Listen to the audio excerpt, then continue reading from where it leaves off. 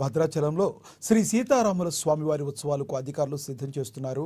స్వామివారి శ్రీరామనవమి పట్టాభిషేక మహోత్సవాలను ఏప్రిల్ 6, 7 తేదీలో జరిపేందుకు అధికారులు సబ్ కలెక్టర్ ఆఫీసులో సమావేశమయ్యారు.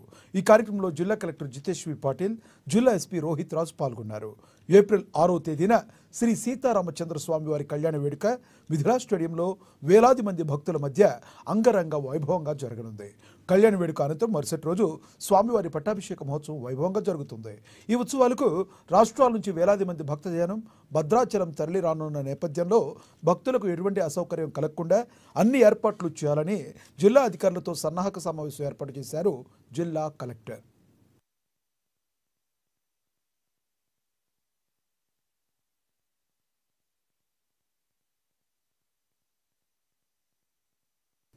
ముఖ్యంగా భక్తుల కోసం ఉచిత వసతి, త్రాగునీరు, ప్రాథమిక ఆరోగ్య కేంద్రాలు, పారిశుద్ధ్యం, చలువ పందిళ్లు ఏర్పాట్లు చేయాలని అధికారులను ఆదేశించారు.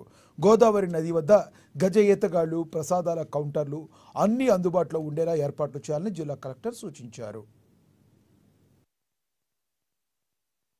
ఖచ్చితంగా భద్రాచలంలో మన దేవాలయానికి మంచి పేరు వచ్చే విధంగా అన్ని ఏర్పాట్లు చేయడానికి అధికారులు సిద్ధంగా ఉన్నారు. మన టీవైటీడీ రాహుల్ గారు కూడా ట్రైబల్ కల్చర్కి హైలైట్ చేయడానికి చాలా కృషి చేస్తున్నారు.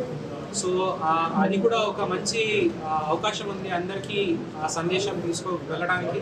అదేవిధంగా ఆయన స్పెషల్ ఆఫీసర్ కూడా ఉన్నారు ఈ గ్రామ పంచాయతీకి, కాబట్టి ఆయన తరఫున కూడా ఆయన చాలా కృషి చేస్తున్నారు. పర్ణశాల టెంపుల్లో కూడా ఏమేమి సౌకర్యాలు అవసరం ఉన్నాయో దానికి కూడా దృష్టిలో పెట్టుకొని మేము ఏర్పాట్లు చేస్తున్నాము.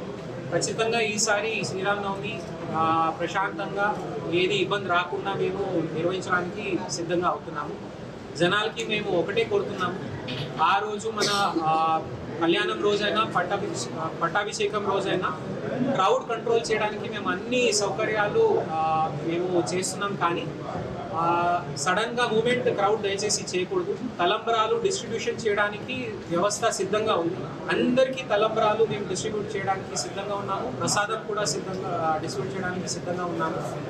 ఒక అర్ధ గంటలో